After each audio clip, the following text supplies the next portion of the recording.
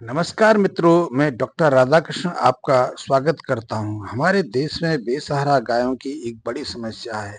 बेसहारा गाय का अर्थ है जो अपनी उत्पादक हो गई है, इसलिए पशुपालक या गौपालक उन्हें अपने साथ रखना नहीं चाहते, उन्हें बोझ के रूप में स्वीकार करते हैं। और जब ऐसी गायें बोझ बनने लगती हैं, अपनी उपयोगिता घटाती जाती हैं, तो उन्हें लोग अपने घरों से बाहर निकाल देते हैं।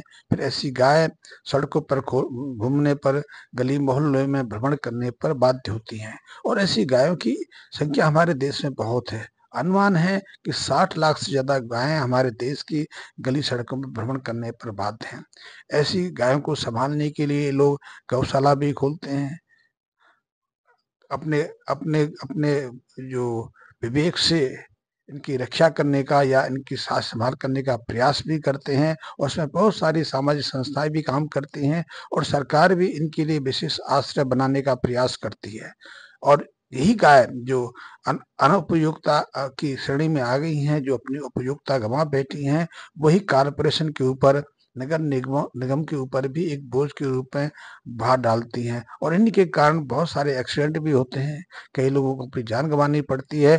और दूसरी तरफ इन गायों को कूड़े कचरे के आसपास और इधर उधर अपने लिए आहार के रूप में, अपने भोजन के रूप में कुछ पदार्थों को ढूंढना पड़ता है। और इसीलिए लाखों की संख्या ऐसी गायें हर साल प्लास्टिक खाने के कारण अकाल मृत्यु का शिकार बनती हैं। तो ऐसी जो बेसहारा गाय हैं, जो गाय अपनी उपयुक्तता गंवा चुकी हैं, यदि हम थोड़ी से विवेकपूर्वक सोचें, क्योंकि इनका इनका हल, इनका सॉल्यूशन गौशालाओं से नहीं निकल सकता, इनका सॉल्यूशन गाय की मदद से नहीं निकल सकता, इनका सॉल्यूशन स्थायी समाधान हमारे विवेक से निकल सकता है, यदि हम गंभीरता पूर्वक इन गायों के विषय में सोचना शुरू करें। तो इनकी समस्या का समाधान दो तरीके से हो सकता है, क्योंकि संख्या बहुत ज्यादा है। अनुमान है कि हमारे देश में 60 लाख से ज्यादा ऐसी गाय हैं जो श्रेणी में आती हैं। और इन 60 लाख गायों से प्रतिदिन यदि आप अनुमान लगाओगे, तो करीब करीब 5,000 टन के आसपास गोबर पैदा होता है। गौमूत्र भी काफी मात्रा में पैदा होता है। और यदि इसी 5,000 टन गोबर का प्रयोग किया जाए, तो खाद की समस्या समाप्त हो सकती है, क्योंकि गोबर की खाद बहुत महत्वपूर्ण है। सदियों से इसका प्रयोग खेती में होता रहा है। हमारी खेती गोबर की खाद के सहारे चलती रही है। हमारी मिट्टी की उर्वरता, हमारी मिट्टी का जो उपजाऊपन है, वो गाय के माध्यम से ही अब तक अपने शीर्ष पर रहा है। कभी हमारे देश में कुपोषण की या भुखमरी की समस्या का सामना नहीं करना पड़ा। ये जो इतिहास में कुछ बताते हैं कि 1960 से पहले या 1900 से पहले भारत में भुखमरी पड़ी, ये सिर्फ उनका मिथ्या वाचन है, क्योंकि हम कभी एक अनाज पर तो निर्भर ही नहीं रहते। हमारे देश में यूनिवर्सल तो अनाज है ही नहीं।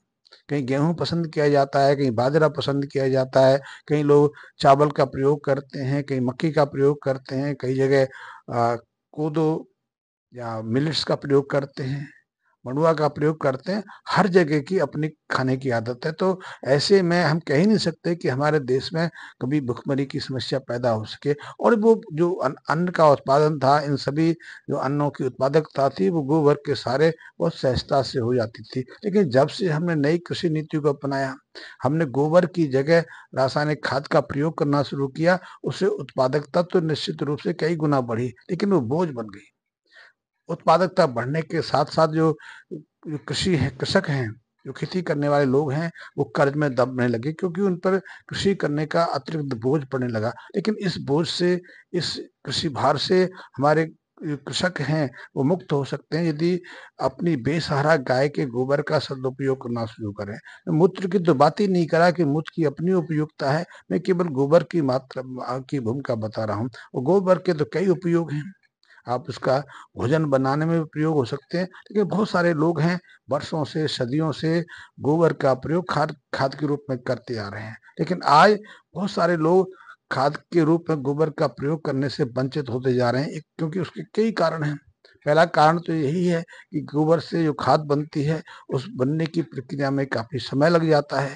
गोबर से खाद बनने में कम से कम 9 से 12 महीने का समय लगता है। और उसमें भी गोबर सिर्फ 40% गोबर खाद के रूप में परिवर्तित हो पाता है, अन्यथा 60% हिस्सा उसका व्यर्थ रहता है। फिर भी लोगों ने सॉल्यूशन निकाल लिया, गोबर से खाद बनाने के लिए वो गोबर को खाद में कन्वर्ट नहीं करते, कंपोस्ट नहीं करते, वो बायो कंपोस्ट करते हैं कि एक तरह के जो अर्थवर्म हैं, एक तरह के जो केंचुए हैं, उनके माध्यम से गोबर की खाद में बदलने का प्रयास करते हैं। ये भी बहुत बहुत तेजी से चल रहा है।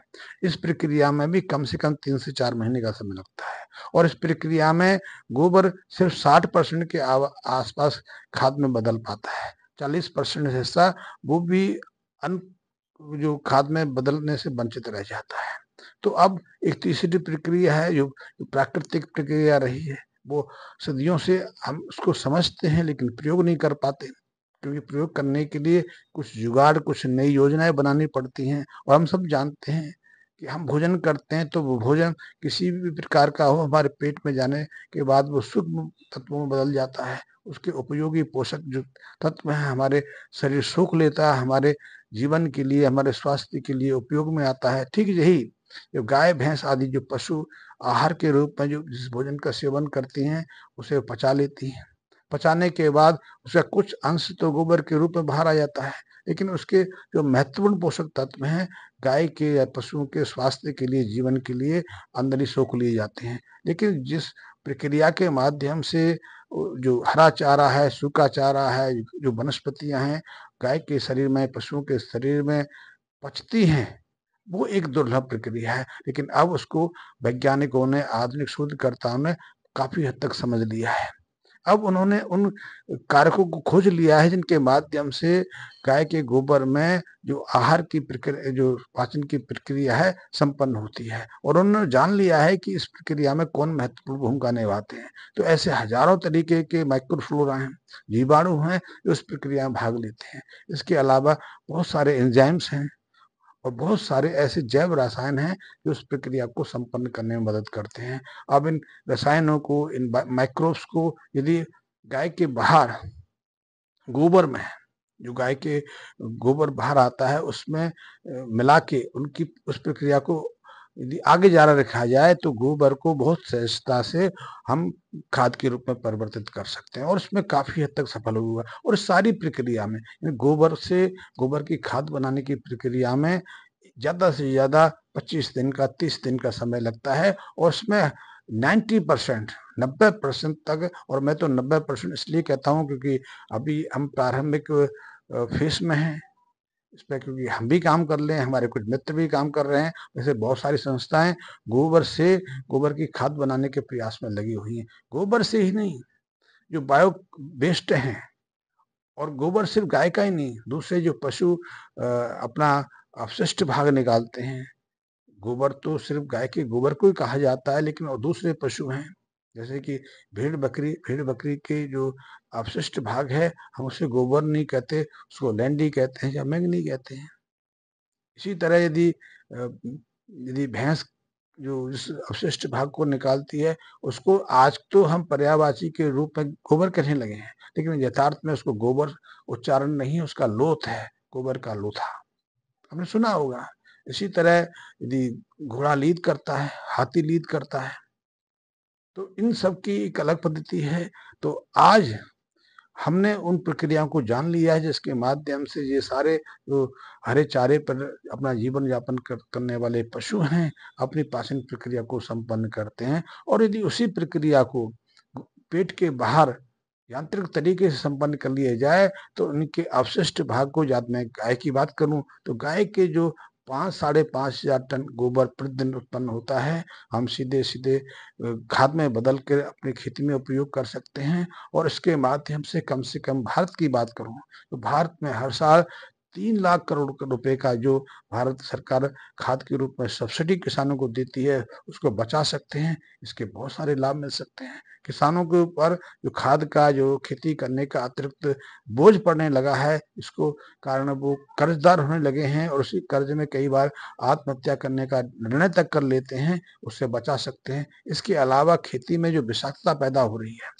हमारे अनाज में जो विष का जो परसेंटेज बढ़ता जा रहा है, उसके कारण विभिन्न तरह की बीमारियां जन्म ले रही हैं, उससे मानव समाज को बचाया जा सकता है। तो बेसहारा गायों को हम सही बुद्धि के उपयोग से काफी हद तक अपने जीवन के लिए, अपने अपने अपने समाज के लिए उपयोगी बना सकते हैं। इनकी दूसरी उपयोगिता तो मैंने बात ही नहीं की। उसकी दूसरी उपयोगिता है कि उसमें कुपोषण की तत्व को दूर कर दी जाए, उनके स्वास्थ्य को सुधारा जाए, तो ये विषय लंबा हो जाता है। आपसे अनुरोध है कि यदि अभी तक आपने मेरे चैनल को सब्सक्राइब नहीं किया है तो सब्सक्राइब भी कर लें, मेरे बेल आइकन को प्रेस कर लें, ताकि मैं जो थोड़ी बहुत जानकारी देने का प्रयास करता हूँ आप तक पहुंचा सकूं।